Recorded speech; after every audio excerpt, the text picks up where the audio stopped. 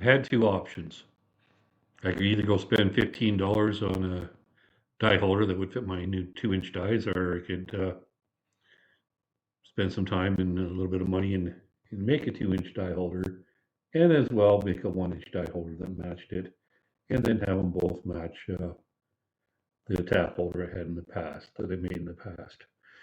Um, I wasn't aware at the time, like I knew there was something wrong, but I bought a couple little pieces of brass and some 4140, and when I got home and looked at the bill, that brass was outrageously priced. Like I think it was like $100 for those two tiny little pieces of brass. Needless to say, I put it on the 2-inch, but not on the 1-inch. At that price, I'll save it for something really special. Anyways, on the 2-inch, wasn't going to take much off of the 4140.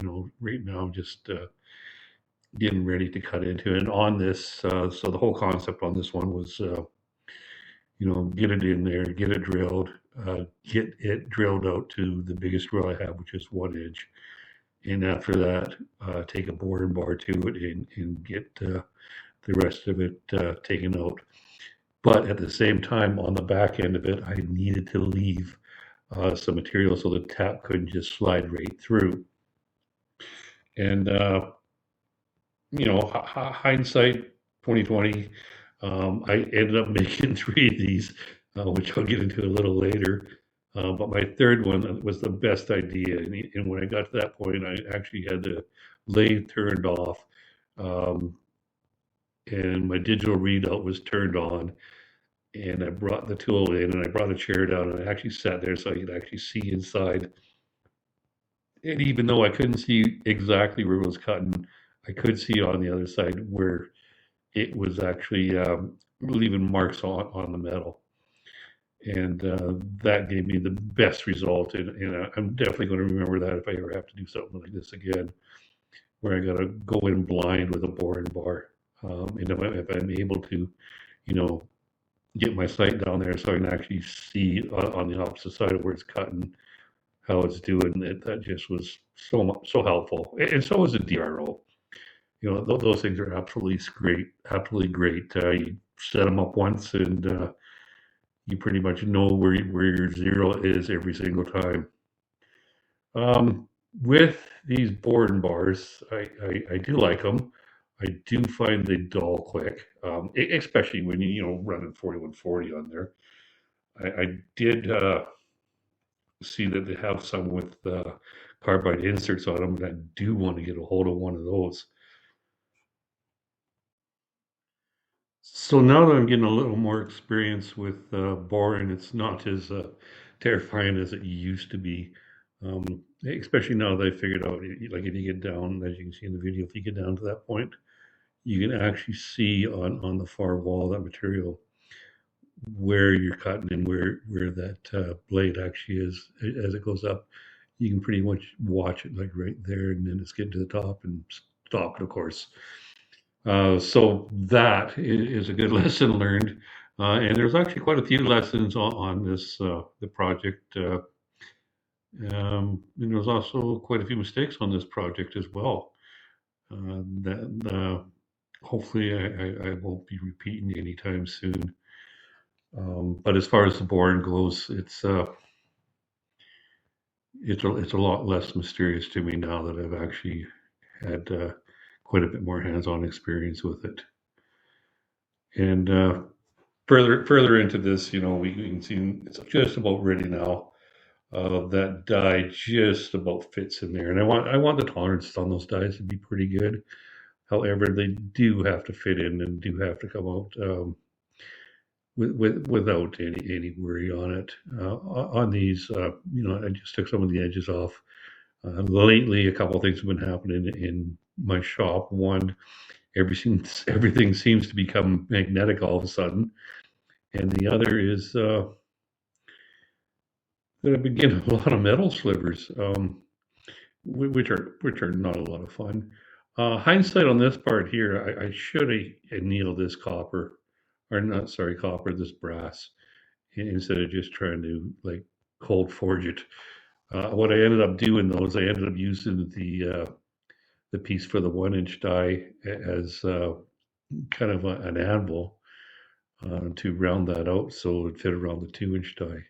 And it was not long after this that I finally had enough of that vise moving around everywhere, and I did end up securing it to the table. And I figured, when I get a bigger vise, if I ever do get a bigger vise, um, the holes will be over top of this thing, and you'll never see the other holes in there at all. So, and I might just fill those holes as well, because this stuff about having to hold that vise to work on it gets old fast, like really fast. Anyways, after I got those two pieces made, I came to the conclusion that there's no way I am going to spend any more money cutting that brass up. It was downright expensive. I think that one tiny little piece, like, just outrageously pricey. So the next thing I do have to do though here is make the buttresses for these. Like yeah, you can drill these things out and put the handles right in like that, but then you're going to have a lot of torque or pressure at that point when you're actually threading something with them. So I figured I'd make buttresses for both sides, and even though they won't be secured by a weld or something, they do get torqued on there pretty good with the handles, and provide that extra stability.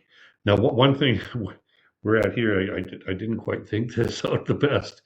I actually need 4 of these buttresses, and marking this out, I only marked it out for 2, but when I was doing this, I actually realized during the process that by all means I do have to make another 2. So basically, all I really did was just continue my lines up on the material that wasn't, marked out for etching there, or marked out for scribing. And after that, it was just a matter of putting this stuff into, that electric bandsaw I have, and getting it cut to size. And for the most part, I'm not sure exactly what this metal is. It was part of an auction I got. The centers of the die holders are definitely 4140, but this piece here, I don't know. It machines really nice. I'm assuming it's like a high carbon steel or a medium carbon steel, but I'm not absolutely sure what exactly it is. And after I cut these, like, not all 4 need to be the same size. 2 need to be one size. 2 need to be another size.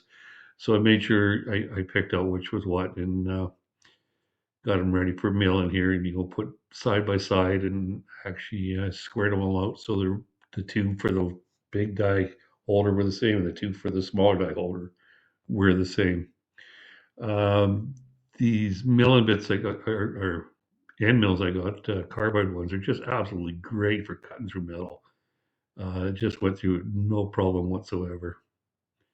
And from there, the next thing is to figure out what the arc is going to be for those buttresses. So I need to get a measurement across, of course, cut that in half for the radius, so I can get my pieces of metal set up to actually take the proper arc out of them, and not just like make an educated guess here, figuring out what it is. Because my educated guesses tend not to be all that educated. Without actual numbers, I don't seem to hit the mark at all.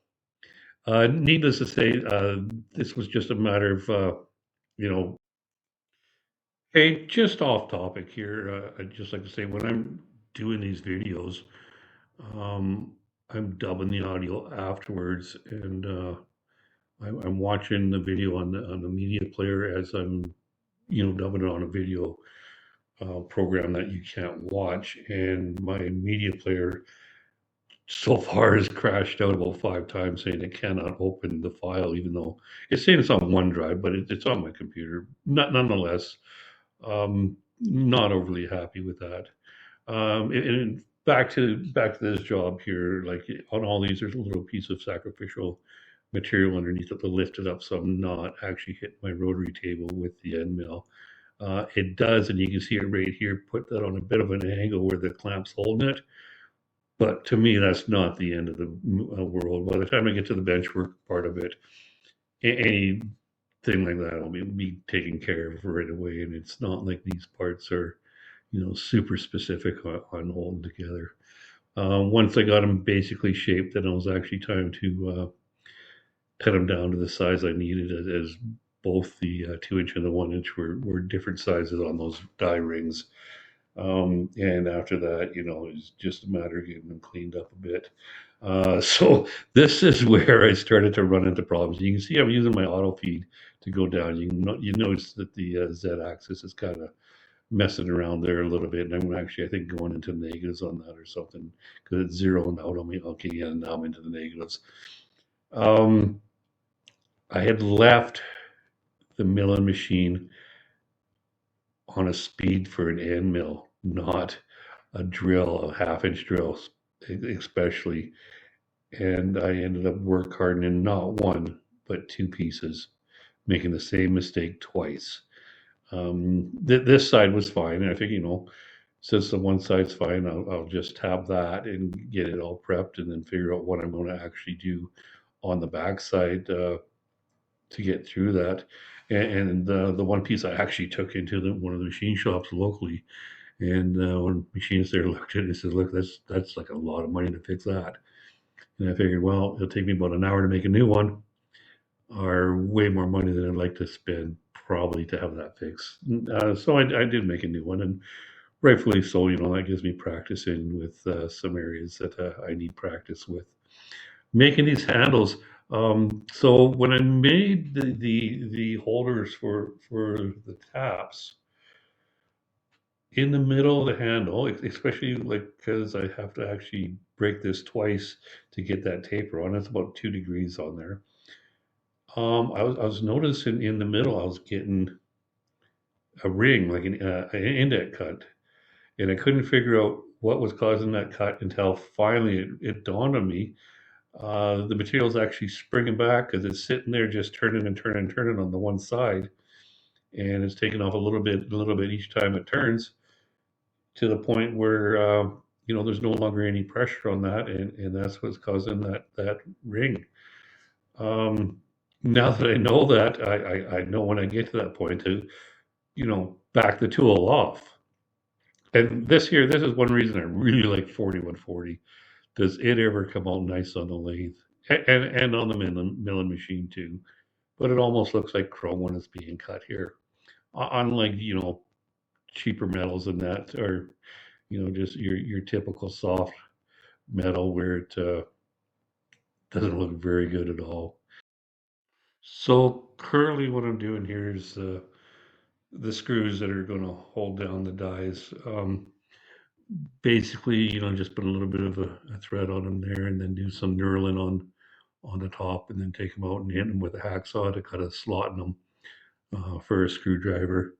What I ended up doing here is actually, when I got the thread pretty close to where it should be, I just followed it up with a die, just to make sure it was right where I wanted it to be. And these 2 inch dies are really nice. You can open them up and go over it, and then just keep closing them a little as you go, and it does a pretty darn good job of actually threading them. I did make 4 screws, one extra one just in case.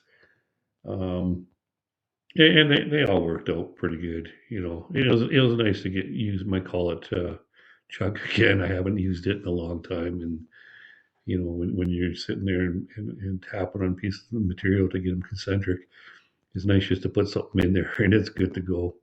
And it's knurled down. I'm just gonna give it a little bit of a chamfer on the top here and clean that up a bit, and make a part in there that, or not a part, but an area in there that I put the part and blade in, and just cut it off, and give it a little bit of a file in here, and take the hacksaw and make that slot in the front, and then rinse and repeat 3 more times to get all the screws that I need for this job. And it is rather loose in that bolt there, but in the actual die holders, they're not that loose at all. They're actually nice and tight. And if you see what I did there, And you kind of wonder why I'm getting slivers. Yeah, I think I'm answering my own question. Probably should have used a brush or something, and not the end of my finger. Nonetheless, at this point, everything's pretty much roughed out on these buttresses. It's now, time to drill them out so the handles will actually fit through them. Simple enough process, it's just a matter of getting the center in there, and that was easy enough, and then just giving it a little punch hole so the center drill will be able to find it, and go up from there to an 1/8 inch, and then finally the size that I need, which I believe is a 1/2 inch, and then on the top part they actually got just a little over a 1/2 inch as well.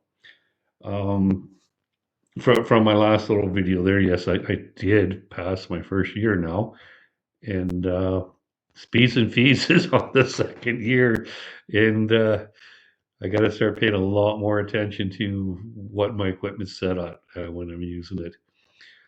So, like I said, these got work, or this one so far got work hardened, and my thought here, I've annealed a lot of brass, and I was thinking, just get this sucker past cherry red, and hopefully it'll take some of the hardness out of it, and I can actually get it drilled.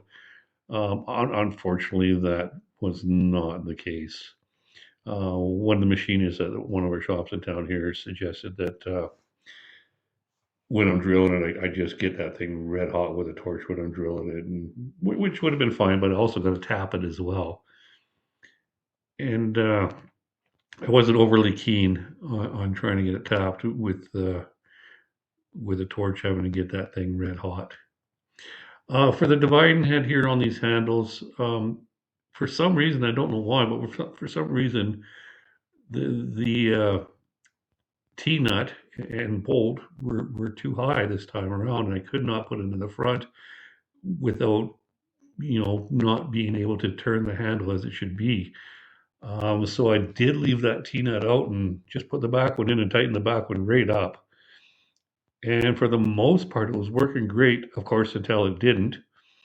And it grabbed, and you'll see on one of the handles later on, it just made a mess of it. And then finally on the last handle, for the 1 inch, I didn't even bother to go back and do that. And I think that's it right there. It's just not impressed at all with the damage I did on the one handle. This little handle here, I think I'm going to rip that apart in the near future too, and where those screws are actually through it, I think I'm going to put the handles in that part. They constantly come loose on it when I'm using it, unlike the one that I built off the design from this old Tony, which is just fantastic. So my mill had crashed again, and the way I crashed it is by taking it up too far, and it just did havoc to the gearbox and to the rest of the mechanism up there. So I did put a limiter switch on it. Originally, I was going to have that switch right inside of that screw. But then I got thinking, yeah, I might get stuck in there and pull on it and everything else. So I put it so it's just running on top. And also, since I had this thing apart again, I decided to put my mister on there. And you can see behind it, there's the reservoir for it. The reservoir's been there before I even owned the milling machine, but it's finally getting closer to having that ability to have spray on it. For these little pieces of brass that are going between the buttresses and the actual die holder, just transfer punching here to figure out where my holes are to get them drilled. Are they absolutely necessary to be in there? No, I don't think I'd ever do that again, actually.